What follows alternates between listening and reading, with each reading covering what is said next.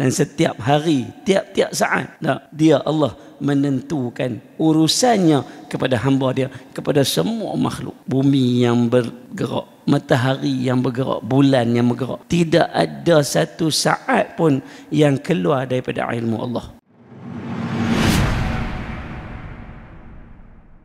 Assalamualaikum warahmatullahi wabarakatuh. أعوذ بالله من الشيطان الرجيم. بسم الله الرحمن الرحيم. الحمد لله رب العالمين، نحمده ونستعينه ونستغفره ونتوب إليه. من يهده الله فلا مضل له ومن يضلله فلا هادي له. أشهد أن لا إله إلا الله وحده لا شريك له وأشهد أن محمدا عبده ورسوله أرسله بالهدى ودين الحق ليظهره على الدين كله ولو كره المشركون. اللهم صل على سيدنا محمد وعلى آله وصحبه أجمعين. رب اشرح لنا صدورنا ويسر لنا أمورنا واحلل عقدة من لساننا يفقه قولنا. Alhamdulillah, kita bersyukur kepada Allah Subhanahu wa taala dengan limpah rahmat dan kasih sayang Allah Subhanahu wa taala. Duduk kita lagi dalam satu jamaah majlis ilmu malam ni bagi menyambung pengajian kitab Al-Hikam yang ditulis oleh Ibn Ata'iyah Al-Iskandari, muka surat yang ke-28, Hikam yang ke-24. Baik, kita lagi masih berada di dalam satu hikam yang panjang yang dipecah-pecahkan, dan hikam yang ke-24 ini adalah pengakhiran bagi hikam yang panjang tersebut. Maknanya kita dah ambil dari segi berkaitan dengan hijab di antara kita dengan Allah Subhanahu Wa Taala, yang kita bincang daripada hikam yang ke-19 sampai ke-24 itu berkaitan dengan hijab. Yang Ibn Ata'iyah nak sebut bahawa Allah Subhanahu Wa Taala sebenarnya tidak terhijab bagi kita. Kita sahaja yang menghijabkan diri kita untuk merasai Allah Subhanahu Wa Taala. Baik, masuk di dalam hikam bahagian yang terakhir ini 24. Sebut Ibn Ata'iyah disebut, ya ajaban, sungguh menghairankan. Ajaban, ajaib, sungguh pelik. Kaifa yadhharul wujud fil adam, bagaimana sesuatu yang semula itu ataupun asalnya itu tidak ada. Yadhharul wujud, kaifa yadhharul wujud ni, hari ni yang ada ni, yang kita duk nampak ni, asal dia tak ada. Tak. Kita asal tak ada, tiba-tiba ada. Anak kita asal tak ada, tiba-tiba ada. Manusia asal tak ada, tiba-tiba ada. Jadi semua makhluk itu asalnya tak ada, kemudian diadakan oleh yang maha ada, dan kita jadi ada. Hari ini kita semua ada. Tak? Kita nampak benda ada. Jadi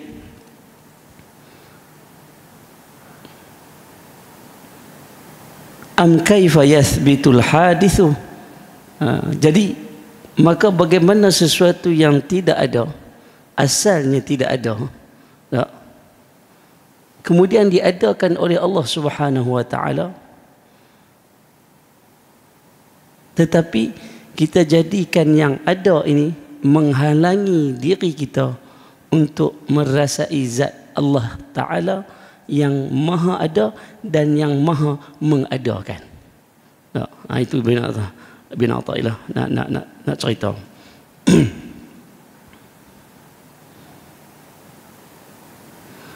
Am kaifa yathbitul hadithu, dan bagaimana kita sebagai seorang hamba yang katanya beriman kepada Allah, bagaimana sesuatu yang hadis tu, hadithu, hadis ni benda baru, benda yang tak ada kemudian ada, jadi dia jadi hadis.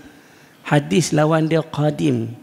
Sifat Allah itu qidam, bukan qadim, qidam. Kalau qadim lama, qidam lagi lama, sampai tak tahu bila. Kalau kita kata ayah kita orang lama, tak. Tapi orang lama pun dia lahir pada tahun 40 lebih. Ayah kepada ayah lahir dalam tahun lebih kurang dalam 20 lebih. Lama. Tapi tak lama. Yang kata lama ini qidam. Lama sampai tak tahu bila masa dia mula. Sebab tu kita dilarang keras untuk mempersoalkan yang pertama bagaimana Allah itu terjadi, yang kedua bila dia mula. Tak. Sebab salah satu daripada sifat 20-nya adalah laisa kamitslihi syai'. Tidak. Dia tidak boleh menyerupai, tak boleh bagi dia. Bukan maksudnya dia tak boleh, tu dia tu tak mampu tak. Tak. Dari segi tak layak bagi dia itu menyerupai seperti makhluk. Sebab makhluk ada permulaan. Bila ada permulaan, dia ada cara nak mula. Betul tak? Bila ada cara nak mula, mesti ada cara nak mengembang. Kan? Pokok mesti ada permulaan. Bila dia mula keluar cantik, maka dia mengembang. Betul tak? Maka kalau kita sebut dan kita bertanya bahawa bila Allah itu mula, sah-sah dah jawapan itu, soalan itu sendiri tidak layak. Macam mana kita bertanya bila ayam jantan nak bertelur, kan? Tanya 2-3 kali, orang kata tak bertelur, dia kata bila mau boleh nampak apa bagi, baru dia tahu kata ayam jantan tak boleh bertelur. Jadi soalan terhadap ayam jantan bertelur itu tidak layak. Begitu juga soalan bila permulaan Allah Ta'ala, maka soalan itu tidak layak. Bagaimana Allah bermula pun juga soalan itu tidak layak. Sebab dia laisa kamitslihi syai'. Kita ini kita boleh layak bagaimana kita bermula. Allah cerita dalam Al-Quran. Tak. Allah cerita pada manusia itu, Allah terjadi daripada segumpal air mani, kemudian dia jadi segumpal darah. Tak. Percantuman air mani kemudian menjadi segumpal darah, kemudian menjadi tulang belulang. Kemudian kami salut tulang-tulang itu dengan daging-daging. Kemudian kami tiupkan kepadanya roh. Itu ada permulaan. Dan cara bagaimana memulakan permulaan tersebut. Tak. Tapi bagi Allah tidak. Tidak begitu. Oh, dia kata kalau datang cahaya, mai cahaya membentuk cahaya, lepas tu jadi cahaya yang besar, kemungkinan itu Allah. Tidak. Tak. Tidak. Sebab permulaan dan cara memulakan permulaan laisa kamitslihi syai'. Tak.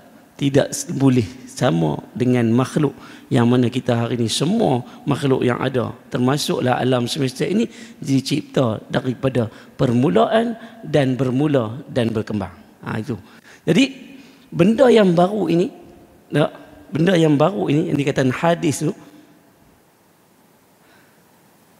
boleh, bagaimanakah benda yang baru ini boleh mengalahkan yang maha qidam? Maksud mengalahkan itu, maksud di dalam diri kita, kan? Macam mana benda yang baru ini boleh melupakan, boleh menyebabkan kita ini tidak lihat kepada yang maha qidam, yang dah lama ada. Tak. Macam mana kita boleh lupa, tak nampak, tak sedar? Itu Ibn Athaillah nak tanya, kan? Yang mencipta itu kita tak nampak, tapi kita yang nampaknya selalunya kepada yang dicipta. Jadi dicipta itu menjadi satu kebesaran dalam hati, sehingga kan yang mencipta langsung tidak kita peduli. Tidak. Hari ini orang naik kereta BMW, tidak. Tapi itu sebenarnya sebagian dari satu fitrah manusia, yang mana manusia ni tak ambil kisah dengan apa yang mencipta, tak, daripada mana datangnya pencipta, tetapi mengambil kisah dengan benda yang dicipta. Tidak. Siapa tahu siapa pencipta BMW? Tak, saya pun tak tahu. Tak. Maknanya apa? Maknanya kita lebih melihat sesuatu yang diciptakan dengan melupakan siapa yang mencipta. Tak. Kalau Toyota tu tahu dah siapa dia? Siapa dia Toyota? Toyota. Nama dia Toyota, nama Jepun. Kan?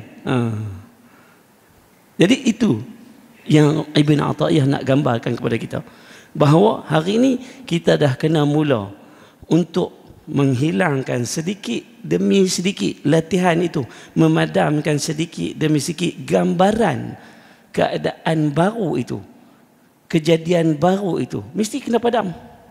Tak? Mesti kena pudarkan gambaran-gambaran yang ada dalam hati dari segi kejadian baru ini, supaya barulah boleh wujudnya yang mana mencipta, yang mengadakan apa yang kita sebut sebagai ada hari ini. Kan? Jadi itu gambaran dia. Macam kereta tadi lah, nak kenal Honda, kan? Kita duduk naik ya kereta Honda, kita tak kenal siapa dia. Tapi bila kita buka dia punya buku tu, buku kecil tu, manual book dia tu, baru kita tahu, oh, Honda ini ada sejarah dia sekian-sekian. Kan? Maknanya kita melupakan sat kereta tu dan bawa membaca buku yang sekecil tu untuk mengetahui apa berkaitan dengan Honda yang kita bawa beli tadi tu. Itu yang Ibn Athaillah nak suruh kita buat. Tak? Tapi kerana dunia ni sentiasa ada celak mata dunia. Betul tak? Siapa celak mata tak pikat duit? Tak? Siapa celak mata hari ni? Dia celak-celak mata, dia tak pikat duit.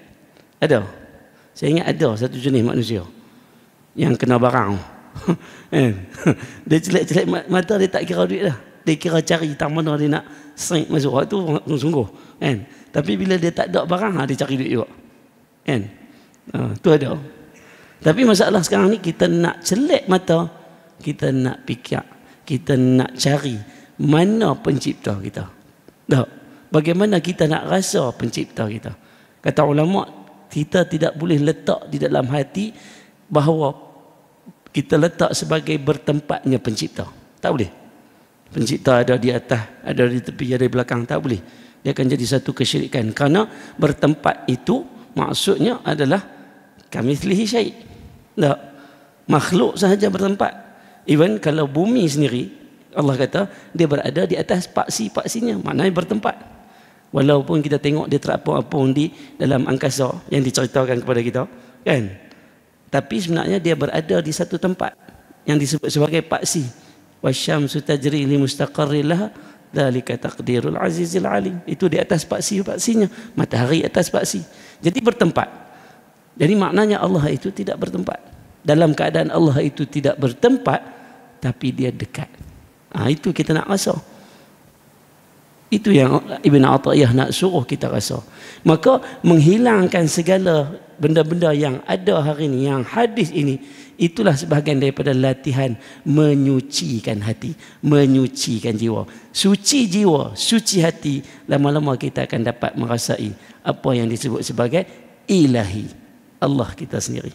Tak? Kena cuba. Kan? Baik. Alangkah ajaibnya, sesungguhnya sangat ajaib bagaimana nampak wujud di dalam alam yang adam tidak ada. Alam ni asalnya tak ada. Bila dia ada, wujud Allah itu kita tak nampak. Yakni sesuatu yang hakikatnya tidak ada, alam ini, bagaimana dapat nampak ada wujudnya. Maka alam ini menjadi satu bukti bahawa kewujudan yang menciptakan alam ini.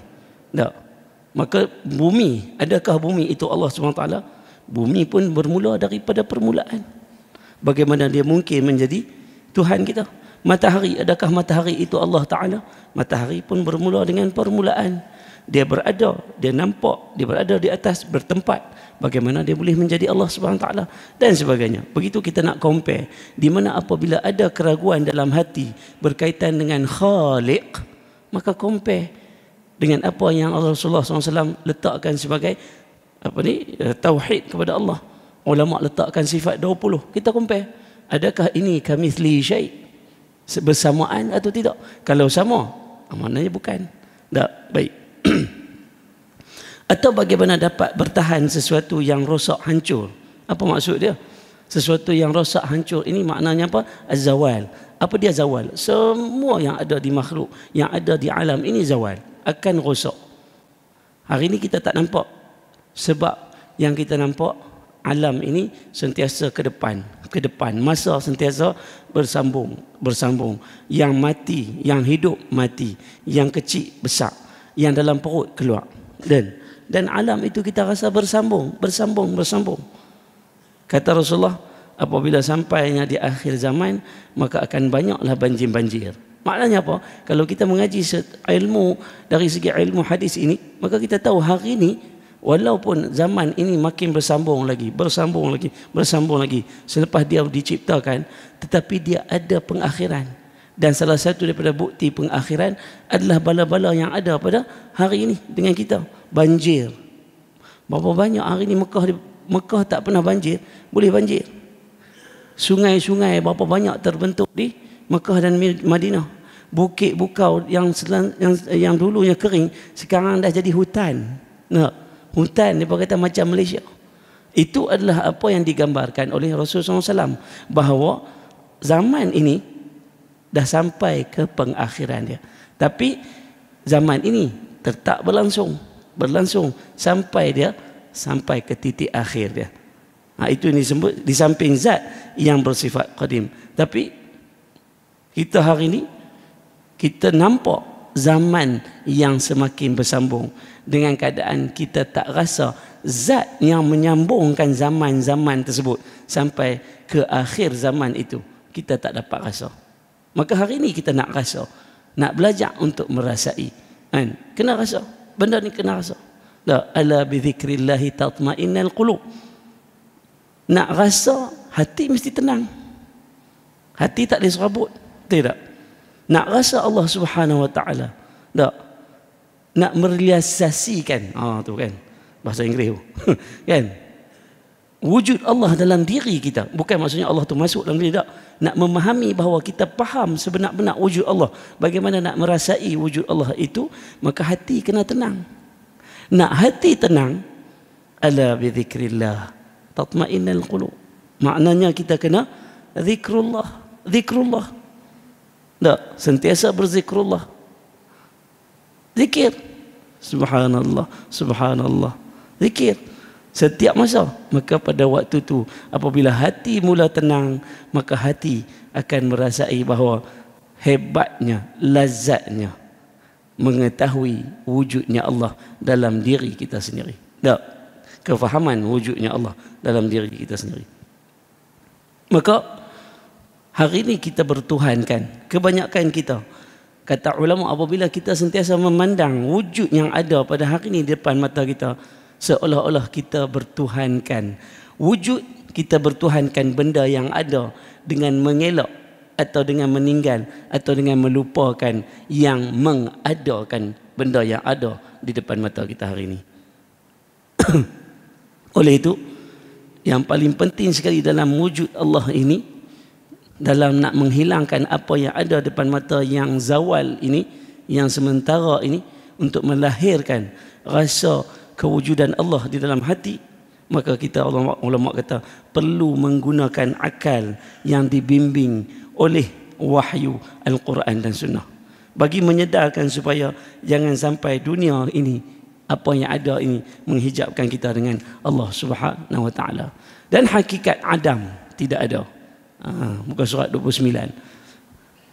Daripada segi Adam tidak ada itu, kalau kita tengok daripada teori orang putih, dulu dia sebut sebagai zaman gelap. Satu pun tak ada. Itu dari segi saintis yang menceritakan tentang zaman gelap, satu pun tak ada. Kemudian dia ada Big Bang, letupan, pom, kan, yang dia duk kaji tentang Big Bang. Kemudian dia ada black hole. Nah, macam-macam teori orang putih. Dia tak boleh nak capai kerana apa? Dia tak dibimbing oleh wahyu.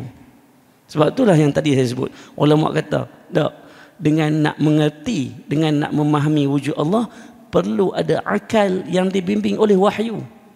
Hari ini orang putih buat keluar banyak teori, tetapi akal mereka yang cerdik itu tidak dibimbing oleh wahyu. Maka dia tak sampai. Berapa banyak yang duk kira dekat papan hitam, gila terus. Masuk di dalam wad gila pun kira lagi dalam papan hitam, duk kira. Asas orang putih hari ini bahawa matematik adalah segala-galanya dalam kewujudan yang ada. Maknanya wujud yang ada hari ini berdasarkan kiraan matematik. Tak? Tambah tolak jadi bumi. Tambah tolak jadi bulan. Tambah tolak jadi matahari. Tambah tolak jadi manusia. Itu dari segi fikrah orang yang menggunakan akal tanpa bimbingan wahyu. Sedangkan wujud itu bagaikan nur yang terang. Di antara wujud dan Adam ni tak ada apa. Maka Allah itu adalah nur. Allahu nurus samawati wal ard. Allah, dia menciptakan nur bagi menerangi semua ada yang ada di dalam alam ini. Tidak. Maka bermulanya nur itu adalah daripada Allah. Asalnya tak ada, gelap. Kan?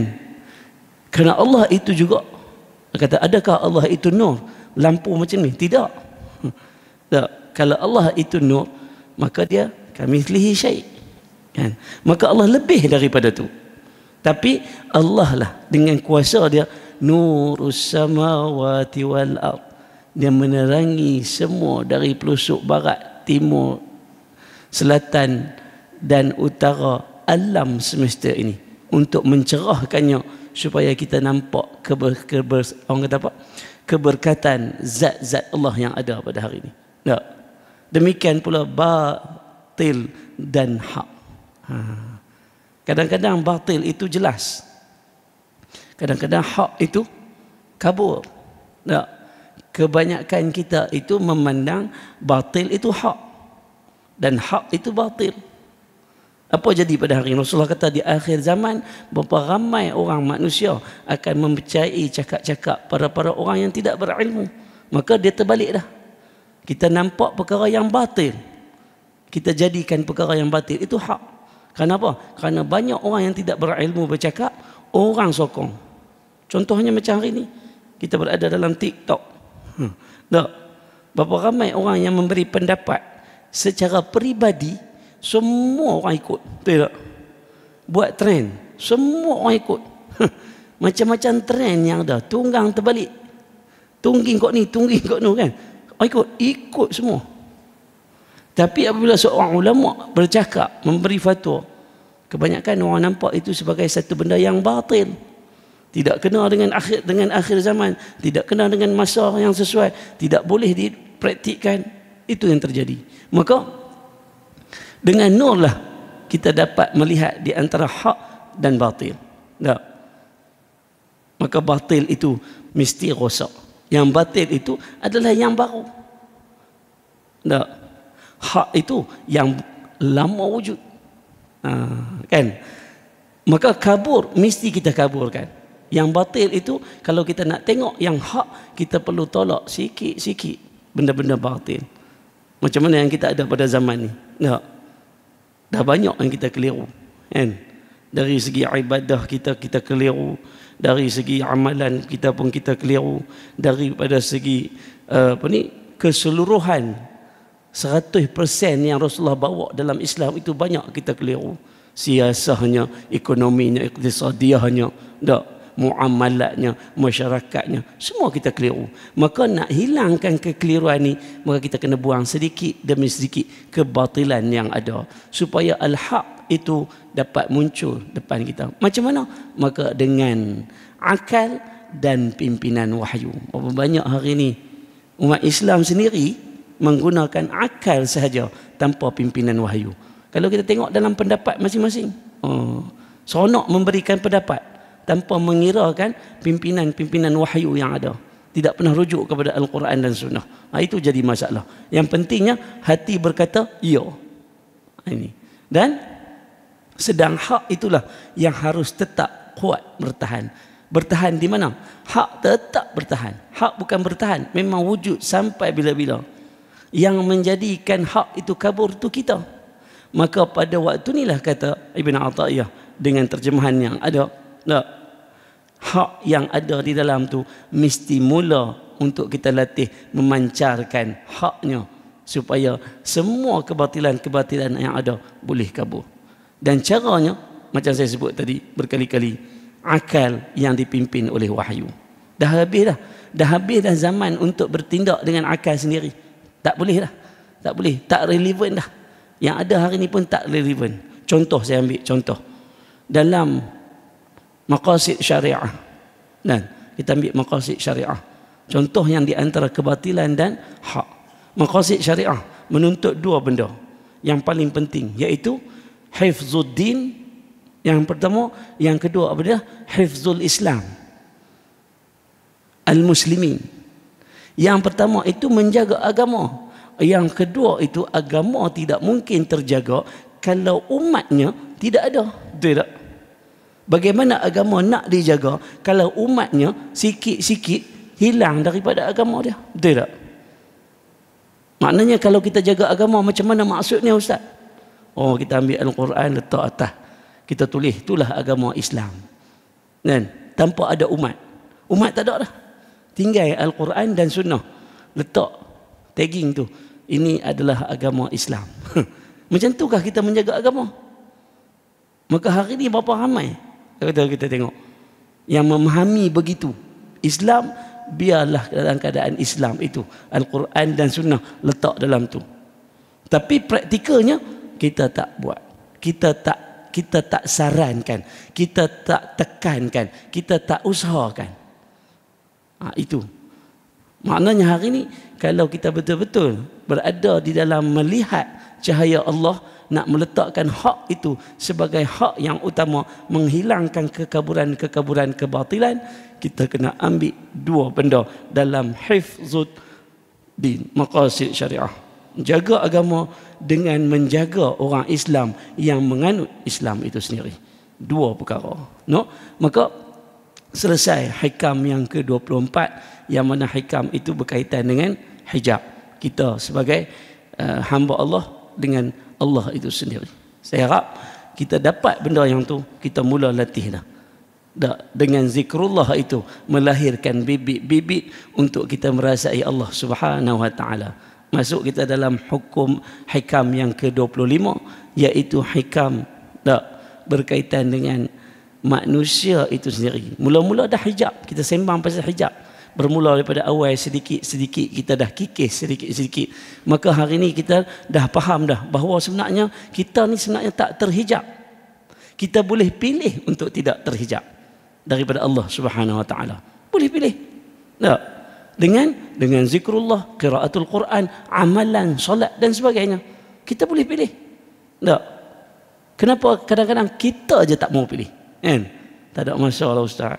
Nah, sibuk dengan segala jam saja pun dah 2 jam. Nah, kalau kita betul-betul memilih untuk melihat, untuk merasai Allah SWT, dan itu pilihannya, maka di mana saja pun kata ulama tasawuf, kita boleh berzikrullah. Tidak. Naik kereta, zikrullah. Tak. Tunggu tol, zikrullah. Tak. Tekan minyak, zikrullah. Zikrullah. Kan? Tapi kita tak buat. Yang kita masuk kereta aja on radio. Tak. Selamat petang hari ini. Kita bersama-sama dalam jam. Ya, semoga bersabar. Tak. Radio tersebut. Jadi kita perlu ada zikrullah. Maka masuk di dalam hikam yang ke-25, bila dah selesai benda tu kita faham, sekarang kita nak membincangkan yang mana yang kita nak, yang mana yang kita pilih.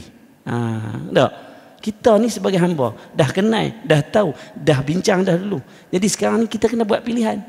Ma taraka minal jahli syai'an. Kata Ibn Athaillah, ma taraka minal jahli syai'an. Tidaklah meninggalkan sedikit pun dari kebodohan sesuatu. Maknanya tidak ada kebodohan lebih daripada itu dalam sifat seorang manusia. Tak. Man arada an yuhditha fil waqti, yang mana dia nak menjadi sesuatu, dia nak bagi terjadinya sesuatu dalam masa mana ghaira ma azharuhu Allahu fi, yang mana pada waktu itu Allah tidak tulis perkara itu bahawa benda itu akan terjadi. Tak. Ini adalah salah satu daripada sifat pengajaran manusia yang Ibn Athaillah. Dalam keadaan kita memahami bahawa kita tidak ada hijab dah, kita boleh pilih. Jadi kita rasa apa? Kita rasa kita ni dah boleh buat keputusan, walaupun keputusan kita dah boleh buat melebihi Allah Subhanahu wa taala. Maka kata Ibn Athaillah, Tidak tinggal sedikit pun kebodohan kecuali kebodohan itu ada. Apabila manusia itu, hamba itu mula merasakan bahawa dialah yang menentukan setiap sesuatu daripada fi'il dia, perlakuan dia. Walaupun Allah tak tulis lagi benda tu terjadi, tapi dia rasa dia boleh bagi jadi. Itulah yang Ibn Athaillah kata al-jahlu. Jadi orang tu pada waktu ketika dia berharap, dia berkata, dia merasa begitu, maka terdapat kejahilan yang sangat tinggi dalam diri dia. Dia rasa dia boleh buat sesuatu. Dia rasa dia yang menentukan sesuatu. Maka dia tu menjadi berada di dalam kefahaman di antara dua. Sama ada Qadariyah ataupun Jabariyah. Ingat dulu kan, Jabariyah ini dia buat sesuatu, dan bagi dia kalau dia tak buat, benda tu tak berlaku. Jadi dia yang menentukan, bukan Allah yang menentukan takdir untuk diri. Maka Ibn Athaillah kata, kalau ada jenis orang macam ni, maka dari segi akal dia itu, kita kata pendek lah. Dia tidak menggunakan akal dengan pimpinan wahyu. Maksudnya apa? Maknanya hari ini kalau kita ada bahawa apa aku nak buat esok mesti jadi, dan kalau jadi itulah usaha aku sendiri, tanpa kait dengan siapa-siapa pun. Gaji aku dapat pasal aku usaha. Hati-hati supaya kita tak termasuk di dalam golongan yang Ibn Athaillah kata jahil, sedikit tidak pandai dari segi akal yang tidak dipimpin oleh wahyu. Padahal dalam usaha ataupun dalam amalan kita setiap hari berjalan itu pun berada di dalam kuasa Allah, dalam takdir Allah. Kita nak pergi pejabat, niat tu nak pergi pejabat, Allah dah takdir dah perjalanan kita itu sampai pukul 7.45 lewat Panjkat. Dah takdir dah. Tapi kita rasa apa? Susah hati pasal lewat hari ni, patut Panjkat pukul 7.30. Tapi kita tidak pernah bersyukur, alhamdulillah aku sampai juga tempat kerja. Kalau aksiden tadi tengah jalan, itu yang menyebabkan manusia kadang-kadang dia lupa kepada Allah Ta'ala dengan perkara-perkara duniawi yang kecil ni. Maka kita hari ni kena menerima apa sahaja yang Allah takdirkan untuk kita. Ini termasuk di dalam orang-orang yang ada pilihan tapi melakukan pilihan yang salah. Betul tak? Kita dah tahu dah hijab begini, maka kita hari ini kena buat pilihan. Jadi Ibn Athaillah kata, jangan buat pilihan yang salah. Ini adalah salah satu daripada pilihan yang salah. Baik. Tiada meninggalkan sedikit pun dari kebodohan. Siapa yang berusaha akan mengadakan sesuatu dalam sesuatu masa. Ihtiar dia tu. Dia rasa dia boleh buat. Selain dari apa yang dijadikan oleh Allah. Allah kata hari ini kita kena duduk dengar kuliah ustaz. Tak? Kan? Tapi kita ikhtiar juga nak pinit kapal terbang. Tak? Kan? Tengok-tengok tak jadi juga. Tanya awak tadi kata nak pinit kapal terbang, tak boleh, ada masalah sikit. Kena duduk juga dengar kuliah ustaz. Kan? Maksudnya itu takdir. Ikhtiar lagu mana pun, kalau takdir kata begitu, maka begitulah kita. Hari ini kita berada di dalam takdir Allah. Duduk bersama-sama dengan saya, baca kitab hikam. Berada dalam takdir Allah. Adakah saya yang main ni nak bagi semua orang duduk ni atas usaha saya sendiri? Habaq dekat Tuan Nazri, jangan bagi siapa pun balik. Balik lagi dapat dosa. Ada tak? Tak ada. Kan? Kita tak sebut begitu. Dan kita kalau sebut lagu tu pun tak akan terjadi. Sebab semua yang ada hari ini dalam takdir Allah. Dari apa yang dijadikan Allah, yang ditetapkan oleh Allah dalam masa tertentu. Kita dah ambil dulu. Allah mengkabulkan doa hamba-hamba dia mengikut dia dan ikut waktu yang dia nak. Betul tak? Dalam doa kita, ingat tak kita ambil dulu. Jadi kita dah faham dah. Maka kalau doa itu mengikut Allah dan mengikut bila yang dia nak, masa yang dia nak, maka segala-galanya itu bertanggung ataupun tertanggung, berada dalam makna yang sama. Takdir kita itu juga mengikut Allah Ta'ala dengan apa yang dia nak dan waktu yang dia nak, supaya kita dapat. Tapi Allah sebut jangan berhenti berdoa. Ud'uni astajib lakum. Dan sungguh amat bodoh seorang yang akan mengadakan sesuatu yang tidak dikehendaki oleh Allah. Itu ihtiar sungguh-sungguh ni. Yang ada di atas muka bumi yang kita tengok ini adalah berada di dalam konteks takdir yang Allah dah tetapkan untuk kita. Tak? Hari ni kalau saya tanya Tuan Nazri, kan, di rumah ada roket yang boleh naik ke bulan tak? Tak ada. Pasal apa? Tak. Dia cuba macam mana nak buat pun boleh tak? Tak boleh. Sebab daripada awal lagi Allah tak takdirkan dia untuk buat roket tu. Dia kata, Ustaz, kita ada ceramah di bulan. Nak kena ikut dia. Tak. Dia pun buat roket. Boleh pergi? Tak boleh naik. Maka Allah tak takdirkan. Ikhtiar lagu mana? Dalam keadaan dia ada ikhtiar itu pun takdir Allah. Tiba-tiba tak jadi sebab Allah takdirkan tak jadi. Itu contoh dia. Dan di dalam lain fasal ada keterangan tiada suatu saat yang berjalan melainkan di situ pasti ada takdir Allah yang dilaksanakan. Yang tu yang saya sebut tadi. Setiap detik, saat dan ketika itu kita berada dalam takdir Allah. Dan hari itu kita ambil bahawa nafas manusia itu pun, kata Ibn Athaillah, ada kira-kira dia. Tak? Ada manusia yang bernafas berapa kali? 340 juta, 2 million. Mana kita tahu? Tak? Ada orang tak sampai 100,000 padam. Dah Allah takdirkan untuk dia bernafas 100,000 kali je. Tarik sekali, lepas sekali. Maka dia mati dalam keadaan dia masih kecil. Itu. Tak. Tapi pernahkah kita kira? Kita bernafas berapa kali? Kita buat kajian. Tak. Ambil satu detektor, pelekat dekat budak yang baru lahir. Tengok dalam sehari berapa kali dia tarik nafas, dia hembus nafas. Tak tentu. Nak tahu seorang budak berapa kali dia bernafas daripada pukul 12 malam sampai pukul 12 malam pula. Lepas tu kita kira nafas kita. Dah kita ni berumur berapa dah. Kan? Tu tak kira ada asma lagi cepat nafas dia. Kan? Maka bila lagi cepat masa untuk, saya minta maaf sebut, dia padam. Itu sebab kita ada kira-kira. Allah dah bagi kira-kira terhadap nafas kita yang kita ambil itu.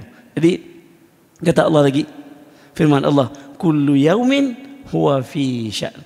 Dan setiap hari, tiap-tiap saat, dia Allah menentukan urusannya kepada hamba dia, kepada semua makhluk. Bumi yang bergerak, matahari yang bergerak, bulan yang bergerak. Tidak ada satu saat pun yang keluar daripada ilmu Allah. Tak? Jadi hari ini kita sampai kat sini dulu. Nanti kita akan tengok. Tak? Dari penerangan yang, saya ingat saya baca habis lah. Nanti nak masuk, senang masuk dalam hikam yang seterusnya 26.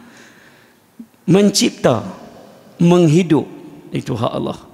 Setiap hari, setiap detik, setiap saat. Hari ni kalau kita tanya hospital, ada sahaja orang yang dilahirkan. Kalau bukan di Penang, di Perak. Kalau bukan di Perak, di Johor. Kalau bukan di Malaysia, di tempat lain. Tak? Mesti setiap saat itu ada yang dilahirkan. Bila ada yang melahirkan, maka ada penciptaan Allah. Bila ada penciptaan Allah, tak? Maka Allah itu ada menciptakan sampai kiamat. Sampai kiamat budak-budak kecil dilahirkan. Tak? Sebab Allah sebut dalam satu surah, wa tada'u kullu mardi'atin man amma arda'at.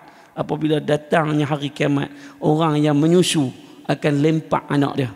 Tak? Takutkan kepada hari kiamat. Nak sebut apa? Sampai hari kiamat Allah akan menciptakan manusia. Tak? Walaupun hari ini kata, berita kata kita akan kiamat pada pukul 12.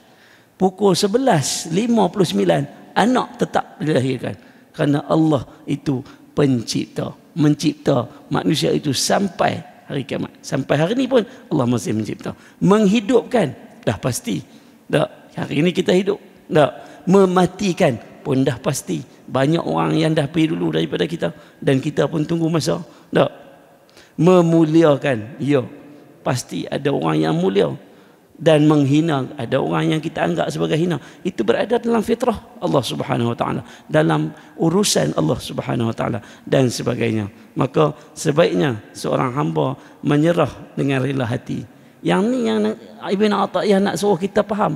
Apabila semua berada dalam kuasa Allah, mana ada kuasa kita? Tidak. Jadi kalau kita tak ada kuasa, lebih baik daripada kita serahkan diri kepada Allah daripada kita melawan Allah Subhanahu Wa Taala. Dalam keadaan yang mana bila kita melawan itu adalah salah satu takdir yang ditetapkan oleh Allah kepada kita supaya kita menjadi musuh Allah. Tak ketakut. Allah tulis bagi kita itu, engkau di dunia menjadi musuh aku sampai mati. Maukah lagu tu? Tak. Maka apabila kita jadi musuh Allah, na'udzubillah min zalik, mati kita berada dalam keadaan yang tidak redha ya Allah. Jadi apa salahnya hari ini kita tak mau benda-benda tu, kekaburan yang ada dalam mata kita dalam menghijabkan Allah SWT, kita buang sikit-sikit. Maka kita serahkan diri kepada Allah Subhanahu Wa Taala dengan rela hati kepada hukum dan ketentuan Allah pada tiap waktu. Sebab ia harus percaya, dan konsep percaya juga. Kadang-kadang kita tak boleh buat pasal kita tak percaya. Betul tak? Betul tak? Percaya itu tak perlu melihat, tak perlu mendengar, tak perlu merasa. Dia hanya perlu percaya sahaja. Kalau tidak, dia tidak ada istilah percaya. Orang kata, dekat Simpang 3 ada accident. Kita tengok siapa dia yang bercakap. Kalau dia ni bercakap, aku percaya. Tak. Kalau dia bohong, aku bohong lah. Maknanya itu perkataan percaya. Kalau kata tak apa, nanti kita tengok baru boleh percaya. Dah tengok, tak perlu percaya. Betul tak? Jadi percaya ni adalah salah satu daripada kalimah subjektif yang tak perlu ada satu bukti. Sebab kita dah percaya. Itu yang Allah nak. Yang lebih kita boleh maksudkan dia adalah satu keta'asuban kita kepada Allah Subhanahu Wa Taala. Tak. Biar pilah orang kata apa pun, janji aku tetap percaya bahawa Allah itu ada dan menghantar Rasulullah SAW sebagai utusan. Tak. Dan kita harus percaya kepada rahmat dan kebijaksanaan serta kekuasaan Allah. Termasuk di dalam simpulan yang saya sebut tadi. Alhamdulillah, insya-Allah kita selesai dalam hikam yang ke-25. Sebenarnya dia ada, saya nak cerita pasal jahil-jahil. Kita akan ambil dari segi yang disebut jahil tadi tu. Ada berapa jahil? Tak. Kita ambil bulan depan insya-Allah. Saya letak di sini. Ini 8.